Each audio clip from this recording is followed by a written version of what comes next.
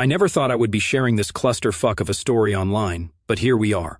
I am still processing everything that has happened and figured writing it out might help. Plus, some of you might get a kick out of the karma that eventually came around. Some background about me. I am 26 now, but this nightmare started when I was 22. I grew up in this small town in Ohio where everyone is all up in everyone else's business. Like you cannot even buy condoms without your mom's friend from church finding out somehow. My parents are these hardcore Christians who basically live at First Community Fellowship.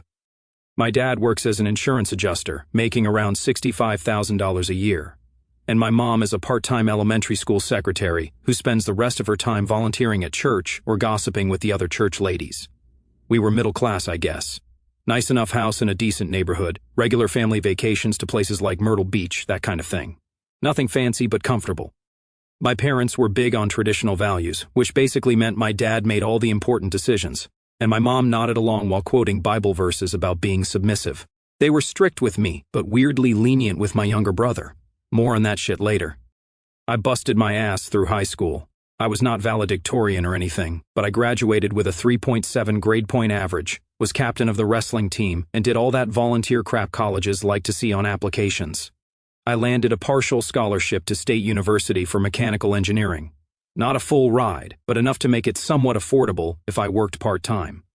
I got a job at Patterson's Auto Shop, working 25 to 30 hours a week, changing oil, rotating tires, and eventually doing more complex repairs. Jim Patterson, the owner, was this gruff older dude who did not talk much, but was fair and paid me decent money considering I was still learning. Between what I made there and summers working construction, I had managed to save about $23,000 for college by my sophomore year. Here is where I made my first big mistake. My parents convinced me to let them manage this money for me. They set up some kind of educational account that they controlled for tax purposes. I trusted them completely, why would not I? They were my parents, and they had always talked about how important my education was. Plus, my dad was always bragging about his financial know-how and how he was teaching a Dave Ramsey course at church. I figured he knew what he was doing. Then there is my brother, Mike. This dude was always the golden child despite being a complete asshole, 2 years younger than me, so he was 20 when all this went down. He had already failed out of community college twice, the first time because he was not being challenged enough, and the second time because the professors had it out for him. At least that is what my parents told everyone at church. Mike never held a job longer than 3 months. He worked at a grocery store until he got caught taking extra breaks. Then at a fast food place until he kept showing up late. Then at the mall selling cell phones until he got fired for flirting with customers instead of, actually selling phones. But no matter how many times he screwed up, my parents always made excuses for him. Mike is just finding his path. Mike is so creative, and the traditional education system does not accommodate his learning style. Mike just marches to his own drummer. Mike is an entrepreneur at heart. Meanwhile, I was killing myself working and studying, and they acted like that was just the bare minimum expected of me. Classic golden child scapegoat dynamic that I was too deep in to recognize. I met Chelsea during my sophomore year at a campus coffee shop. I was studying for a thermodynamics exam, and she sat down at my table because the place was packed. She was gorgeous. Long red hair, green eyes, curves in all the right places. The kind of girl I figured would never look twice at me. But we got talking, and she actually seemed interested. Chelsea was studying business administration and worked part-time as a waitress at this fancy steakhouse downtown.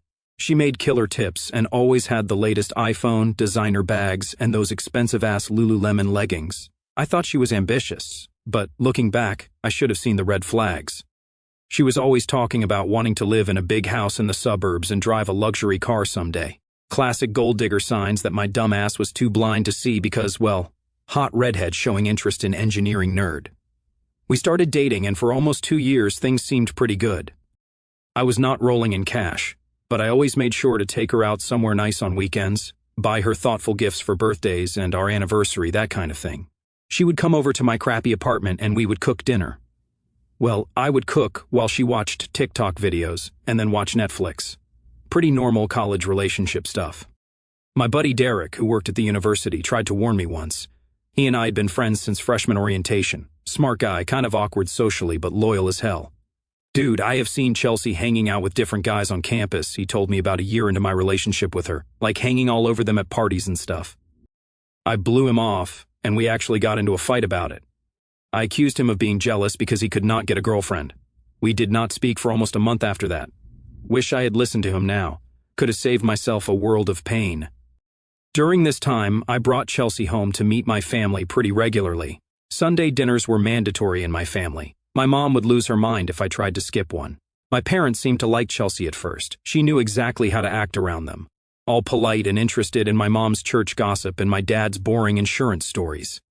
Mike, though, I should have noticed how he looked at her from the beginning. Always finding excuses to sit next to her at dinner or offer to show her improvements he had made to his room, otherwise known as the posters he had hung up. I caught him staring at her ass a few times, but I figured that was just normal guy behavior. Did not realize he was plotting to stab me in the back the whole time. It was a Thursday night in April when Chelsea dropped the bomb. I remember it clearly because I had just finished a 10-hour shift at the shop and had grease under my fingernails that would not come out no matter how hard I scrubbed. I was exhausted and had an early class the next morning. All I wanted was to shower and crash. Chelsea was sitting on my shitty apartment couch when I got home. She was dressed nicer than usual and had this weird expression on her face. Kind of serious, but also satisfied, like she just pulled off something clever. "We need to talk," she said, patting the cushion next to her. Those 4 words are never good news. I sat down, already dreading whatever was coming. "I am pregnant," she said, not even looking upset about it, more like triumphant. I felt like someone had punched me in the gut and then kicked me while I was down. "Are you sure?" was all I could say. Stupid question, I know. She nodded and pulled out a positive pregnancy test from her purse.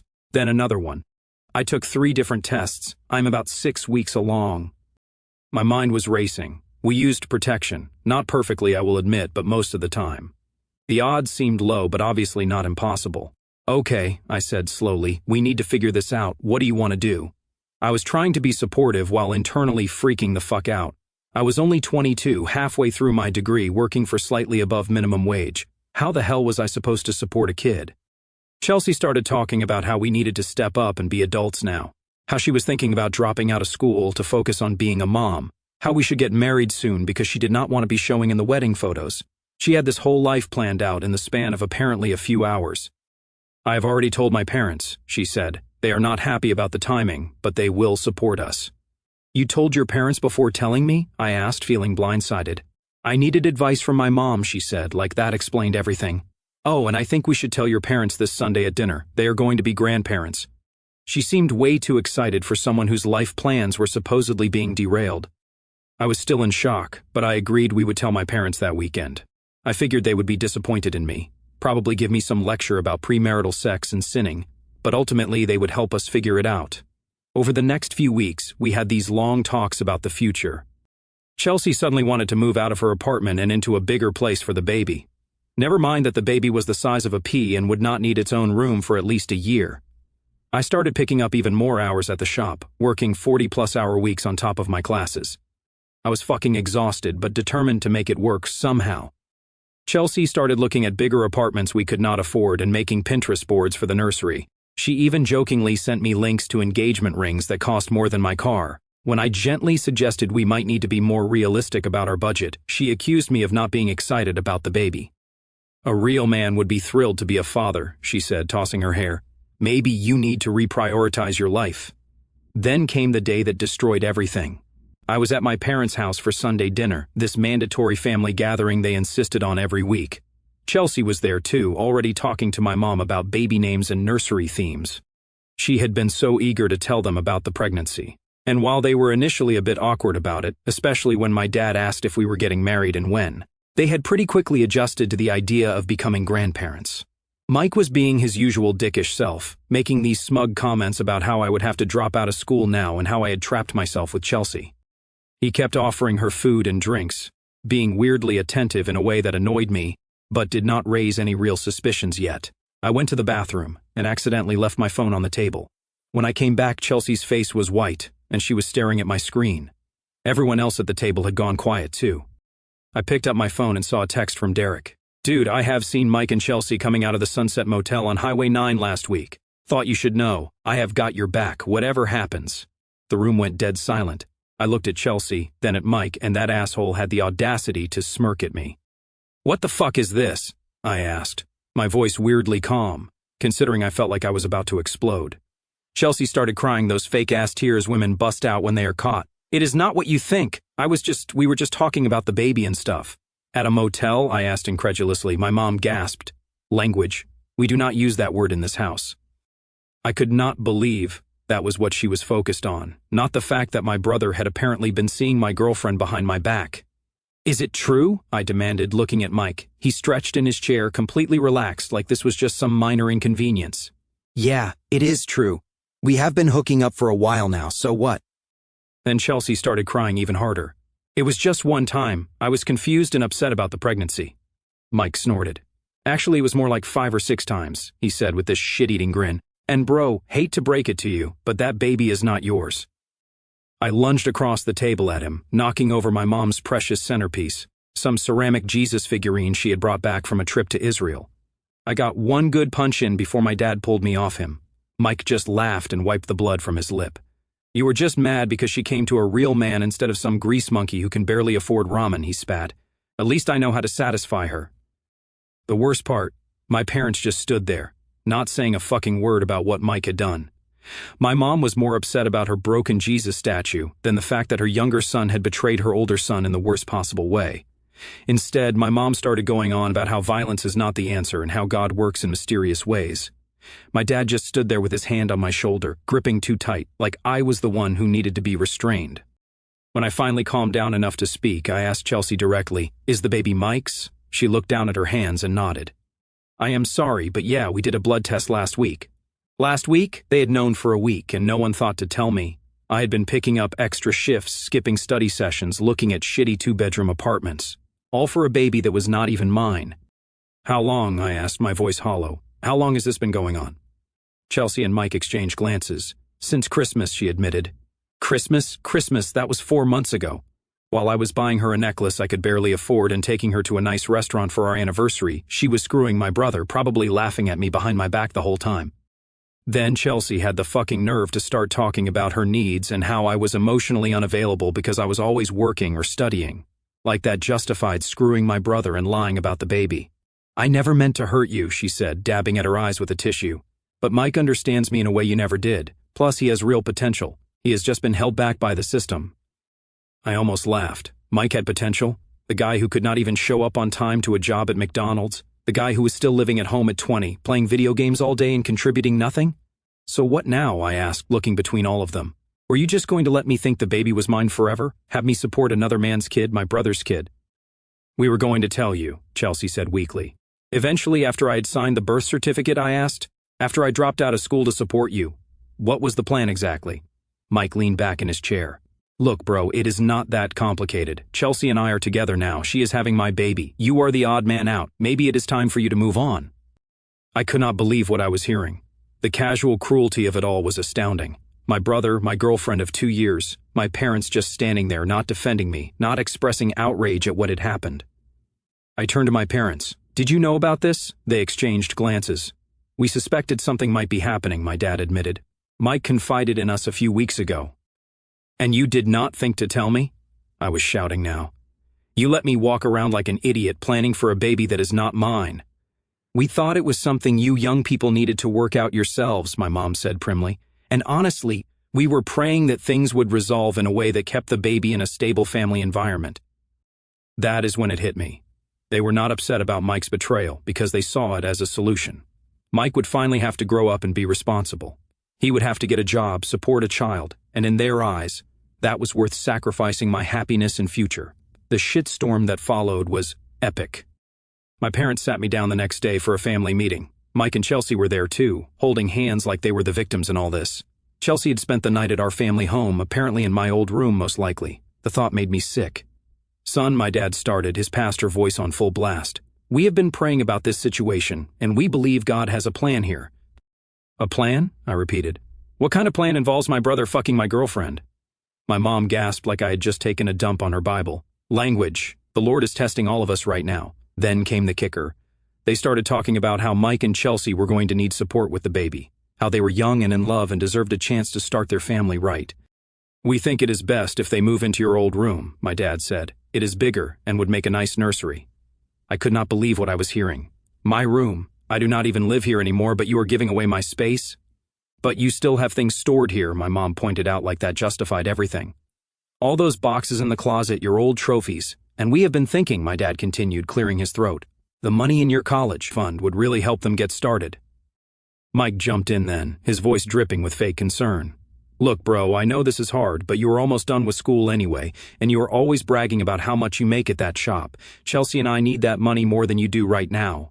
Chelsea nodded eagerly. We were thinking we could use it for a down payment on a house. Something with at least 3 bedrooms and a yard for the baby. Nothing fancy, just something in the Oak Ridge subdivision. Oak Ridge was the most expensive neighborhood in town. My blood was boiling. That is my money, I worked for it. My dad's face hardened. Actually, the account is in our names. Legally, it is our decision how it is used. I felt like I had been punched in the gut.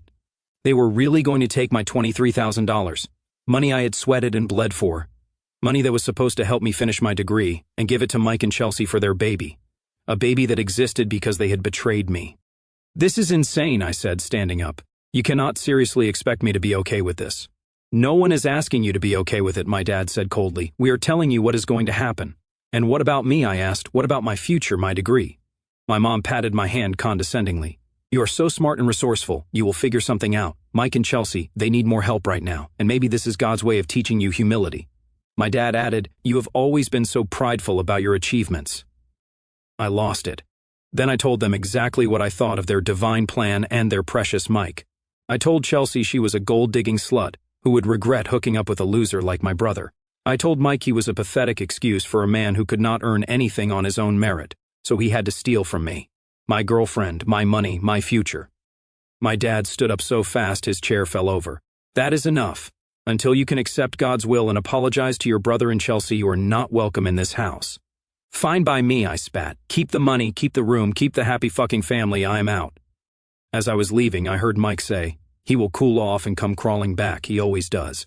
I swore right then that I would never give them the satisfaction. When I got back to my apartment, I realized I did not even have any photos from home. Nothing to remind me of my childhood or my family. They were all still at my parents' house in albums and frames and boxes, along with my wrestling trophies, my Eagle Scout medal, and all the other mementos of my life before college. I texted my mom asking if I could at least come get my personal stuff. She replied that I was welcome to, as soon as I apologized to Mike and Chelsea. That is when I knew it was really over. I was on my own now. The next few months were rough as hell. My lease was ending in 2 weeks, and I had been counting on that college fund to help with the security deposit on a new place. Now I was broke, betrayed, and about to be homeless. I couch surfed at friends' places until I wore out my welcome. Everyone was sympathetic at first, but after a few weeks of me sleeping on their couch and being a miserable bastard, the invitations dried up. I picked up even more hours at the shop, but had to drop 2 classes because I could not keep up. My grades tanked. I was basically surviving on energy drinks and dollar menu burgers. Derek was the only one who really had my back. He let me crash at his apartment for almost 6 weeks until I could save up for a shithole studio apartment. The place had roaches and a shower that only ran cold, but it was mine. You need to file for that money, man, Derek kept telling me. That is wage theft what they did. You worked for that cash. But lawyers cost money I did not have, and honestly, I just wanted to cut all ties with my so-called family. The thought of dragging this out in court, having to see them again, having to relive the betrayal, I could not handle it. Through mutual friends, I heard that Mike and Chelsea had moved into my old room, that they were using my college fund to buy baby furniture from Pottery Barn, and that Chelsea had a push-present wish list that included a $5,000 bracelet. Meanwhile, Mike still could not hold down a job. He had started some shitty entrepreneurship venture selling overpriced protein supplements on Instagram. He called himself a fitness influencer despite having never set foot in a gym. I stalked their social media more than I would like to admit. Chelsea was constantly posting bump photos with captions like, "So blessed," and "My amazing baby daddy spoiling me again." Each post was like a fresh knife to the gut, but I could not stop looking. I hit rock bottom around month 4 when my car broke down and I could not afford to fix it. I had to walk 3 miles to work every day, rain or shine. One night after a particularly shitty shift, I sat on my mattress on the floor. I could not afford a bed frame and just broke down. I was exhausted, broke, and felt completely betrayed by everyone I had ever trusted. But something clicked that night. I realized I was not going to let those fuckers win. I was not going to be the pathetic ex-boyfriend brother who never recovered. I had worked too hard, come too far to let them destroy me. The next day, I talked to my boss, Jim, about my situation. Jim was a gruff old dude who had been running the shop for 30 years and did not take shit from anyone. He had seen me coming in looking progressively worse over the past few months, but had not said anything. "Kid, you are one of the best mechanics I have seen," he told me after I explained what had happened. "Tell you what, I need someone to manage the shop on weekends. Position comes with a $3 per hour raise and you can work on your own car after hours." It was not a fortune, but it was a start. I buckled down, fixed my car, and forced myself to focus on school again. I connected with a professor who helped me get a research assistant position that paid decent money and looked good on my resume. Between the two jobs, I was working almost 60 hours a week on top of classes, but I was surviving. I cut all social media connections to my family in Chelsea. I changed my phone number. I moved to a slightly better apartment where the shower sometimes ran hot. I ate a lot of ramen and peanut butter sandwiches. I did not date. I did not party. I just worked and studied and slept when I could. It was a miserable existence, but it was forward motion. And every day that passed, every paycheck I earned, every test I aced, they were all little victories in my personal war against giving up. The hardest part was the loneliness. I had lost not just my girlfriend, but my entire family in one fell swoop. Holidays were the worst. That first Thanksgiving, I worked a double shift at the shop, and then went home and ate a microwave turkey dinner alone. Christmas was even worse. I volunteered to work so other employees could be with their families, then went home to my empty apartment and cried like a baby. But I kept pushing forward, one foot in front of the other, one day at a time. Fast forward 2 years, I graduated with my engineering degree. Barely, but I made it.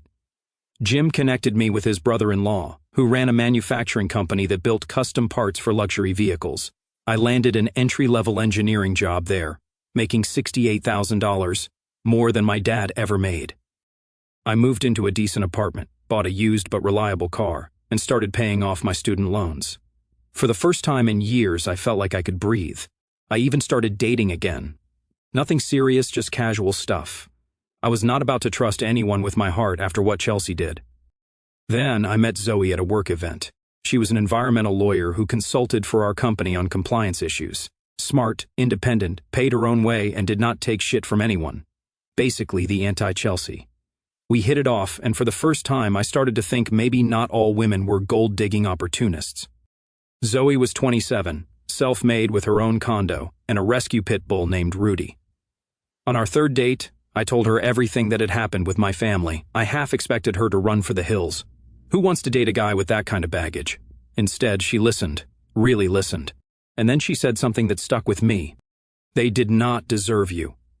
And the fact that you survived what they did and still managed to build a life for yourself, that shows incredible strength." For the first time since everything went down, I felt seen, not as a victim or a sucker or a guy with a sob story, but as someone who had faced adversity and come out the other side. Around this time, I started hearing rumblings from my hometown through Derek, who still kept in touch with people there. Apparently, my parents' church had a major scandal. The head pastor had been embezzling funds for years. My dad, who was on the financial committee, was under investigation too. They had not been charged with anything, but their reputation was in tatters. Mike's supplement business had failed spectacularly. Turns out he was making health claims that caught the Food and Drug Administration's attention. Something about his products curing depression and boosting testosterone by 500%. He got hit with a $15,000 fine he could not pay. Chelsea had popped out the kid, a boy they named Jaden. Of course, they picked that name. But she was constantly posting passive-aggressive stuff on social media about how some fathers do not step up and single mom life is so hard. I did not give a fuck about any of it. I was focused on my own life, getting promoted, and building something real with Zoe. She moved in with me after 8 months, bringing Rudy and her enormous book collection. We talked about buying a house together. Then the first call came. It was a Tuesday evening. Zoe and I were making dinner together. Well, I was cooking, and she was sitting on the counter drinking sparkling water and telling me about her day. My phone rang with a number I had not seen in over 2 years. My mother. I showed Zoe the screen. "It is my mom." She raised her eyebrows. "Are you going to answer it?" I almost did not, but part of me was curious, and another part wanted her to know that I was doing just fine without them. "I think I will." "I will give you some privacy," Zoe said, grabbing Rudy's leash for a walk. But I shook my head. "Stay, please. I want you to hear this." I put the phone on speaker. "Hello?" "Oh, sweetie," my mom sobbed. "We have been trying to reach you. They are really bad." Long story short, my dad had been charged as an accessory in the church embezzlement scheme, Turns out he had been looking the other way while the pastor siphoned money from the building fund. He had lost his job and they were drowning in legal fees. The house was in foreclosure. My mom had been diagnosed with high blood pressure from the stress. "We need help," she admitted. "Just temporary, just until we get back on our feet." I told her I would think about it and hung up. Zoe looked at me concerned. "Are you okay?" I was surprised to realize that I was. The call had not sent me spiraling like I had feared. I felt nothing. No anger, no satisfaction at their misfortune, no desire to help, just nothing. "I am fine," I said. "Let us finish dinner." The next day, Mike called. "Bro." He started like we were still cool. "I know things got messed up between us, but I need a favor. Chelsea left me, man, took Jaden with her. She is suing for child support, but I do not have a job right now. I am staying with mom and dad, but they cannot even help themselves." I let him ramble for 5 minutes about how hard his life was now. How Chelsea had changed after the baby and became a total feminazi who expected him to actually parent and shit. How she had cleaned out their joint account, funded by my college money, before leaving. "So anyway," he finally concluded, "I thought maybe you could loan me $10,000 to get back on my feet, or maybe let me come stay with you for a while. I heard you have got a sweet job now." "I will think about it," I said and hung up. Zoe looked at me over her morning coffee. "Let me guess, brother wants a bailout." I nodded. "How do you know?" "Because that is what users do," she said simply. "They use people until they cannot anymore. Then they find a new source." The third call came from Chelsea herself. "Hey," she said, trying to sound sweet. "So, I do not know if you heard, but Mike and I did not work out. He was so immature, not like you. You were always so responsible.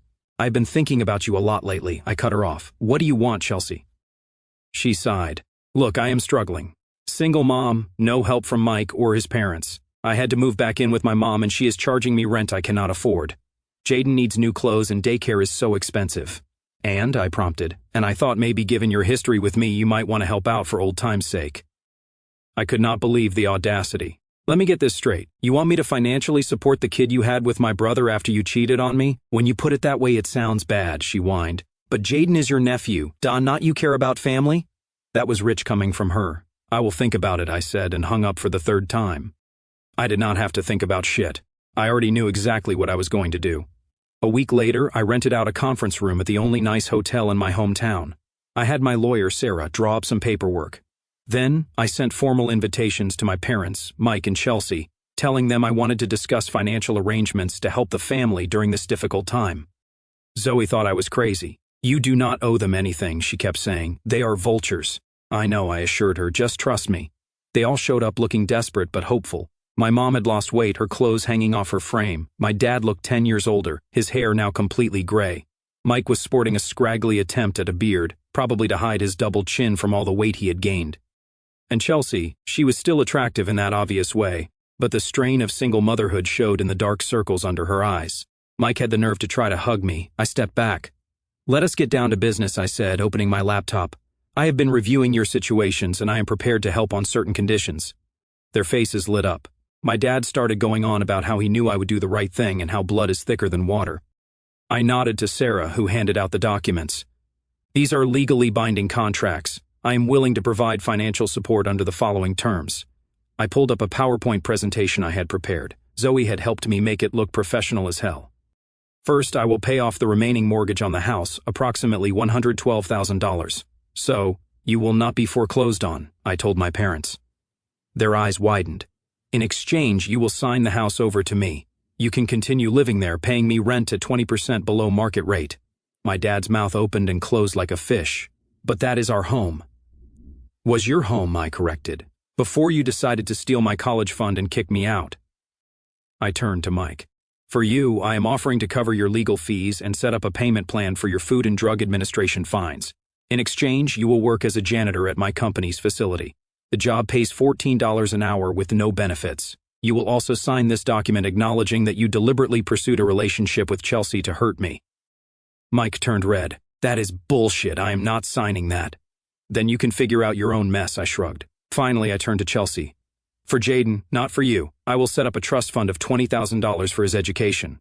The money goes directly to the school when he is 18, and only if he maintains a 3.0 grade point average. You get nothing." Chelsea burst into tears. "But what about me? How am I supposed to live?" "Get a job," I suggested, "or find another sucker to leech off of." My mom was sobbing now. "This is not Christian forgiveness. This is not what family does." I laughed. You forfeited the right to talk to me about family when you chose Mike over me, when you stole my money and gave it to them, when you kicked me out and left me with nothing. But we are desperate, my dad pleaded. We will lose everything. Like I lost everything, I countered. These are my terms. Take them or leave them. You have 24 hours to decide. I stood up and buttoned my suit jacket. Sarah collected the unsigned contracts. Wait, Mike called as I reached the door. What if we do not sign? What will you do? I turned back with a smile. Nothing. I will go back to my successful career and happy relationship and continue living my best life. You will continue spiraling into poverty and desperation. Either way, I win. I walked out feeling lighter than I had in years. Zoe was waiting for me in the hotel bar. How did it go? She asked. Exactly as expected, I replied, loosening my tie. They looked like they were about to have collective heart attacks. Think they will sign? I shrugged. Does not matter to me. The sweet revenge was seeing their faces when they realized I did not need them. They needed me and that I had the power to help them or not. 2 days later, Sarah called to tell me my parents had signed the house over to me. Mike had initially refused the janitor job, but changed his mind when he was served with court papers for the unpaid Food and Drug Administration fines. Chelsea tried to contest the terms of Jaden's trust fund, arguing that she needed money now, not years in the future. But my lawyer shut that down fast. I have never visited the house since they signed it over. I have a property management company collect the rent. Mike lasted exactly 3 weeks at the janitor job before getting fired for sleeping in a supply closet during his shift. Chelsea tried calling me 2 more times to beg for money, then gave up. Last I heard, Mike moved in with some other girl he met online, probably his next victim. Chelsea is working double shifts at a diner and complaining on social media about how hard her life is. My parents are still in the house, my house now, living on my dad's much-reduced retirement after the legal fees ate most of their savings. Sometimes people ask if I feel bad about what I did. The answer is no, I do not feel bad. And I do not feel particularly good either. I just feel free. Free from the weight of their expectations, their manipulation, their betrayal. I married Zoe last spring in a small ceremony. Derek was my best man. Jim walked Zoe down the aisle since her parents are no longer in the picture. We bought a house in a different state and are thinking about starting a family soon. I do not know if what I did counts as forgiveness, but watching them grovel for the same mercy they never showed me, that felt like fucking justice. Sometimes the best revenge is not about getting even, it is about rising so far above your enemies that they have to strain their necks just to see how far they would have to climb to reach you. And me, I am still climbing higher every day.